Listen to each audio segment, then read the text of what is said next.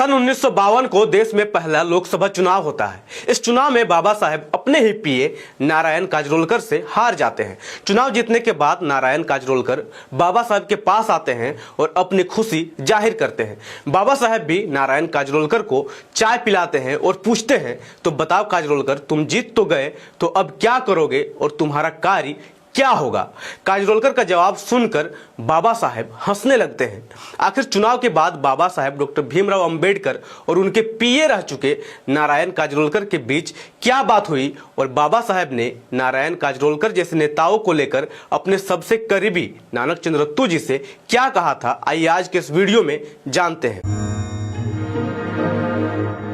जोहार, जय भीम, जय फूले, जय बिरसा, जय साहू, जय पेरियार, जय संविधान। 26 जनवरी 1950 में देश का संविधान लागू हुआ।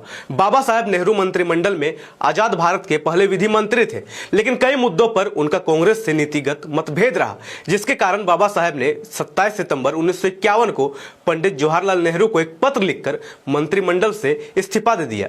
मंत्रिमंडल से इस्तीफा देने के बाद बाबा साहेब साल 1942 में खुद के गठित शेड्यूल कास्ट फेडरेशन यानी अनुसूचित जाति संघ को नए सिरे से मजबूत करने में लग गए। इसी बीच प्रथम आम चुनाव की घोषणा होती है। बाबा साहेब डॉक्टर भीमराव अंबेडकर ने पहले आम चुनाव में शेड्यूल कास्ट फेडरेशन के बैनर तले लोकसभा चुनाव में 35 प्रत्याशी खड़े किए। इस चुनाव में बाबा साहेब अंबेडकर खुद भी लड़े, पर जब नतीजे आए तो काफी चौंकाने वाले थे।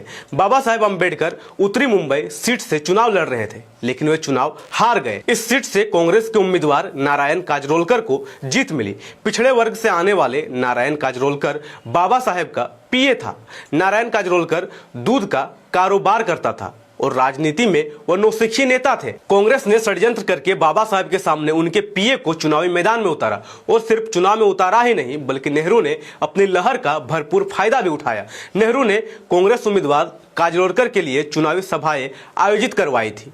वह 2 बार इस लोकसभा क्षेत्र में कांग्रेस प्रत्याशी के प्रचार के लिए पहुंचे थे। नतीजा यह हुआ कि शेड्यूल कास्ट फेडरेशन के 2 ही प्रत्याशियों को जीत मिली, जबकि बाबा साहेब अपने ही पीए नारायण काजरोलकर से चुनाव हार गए। चुनाव जीतने के बाद नारायण काजरोलकर बाबा साहेब अंबेडकर से मिलने गया तो उसने बाबा साहेब अंबेडकर जी से मुस्कुराते हुए कहा था कि साहब, आज मैं चुनाव जीता हूं, मुझे वास्तव में बहुत ही खुशी हो रही है। तब बाबा साहेब अंबेडकर ने कहा कि तुम जीत तो गए, तो अब क्या करोगे और तुम्हारा कार्य क्या होगा? तब काजरोलकर ने कहा कि मैं क्या करूंगा, जो मेरी पार्टी कहेगी वो करूंगा।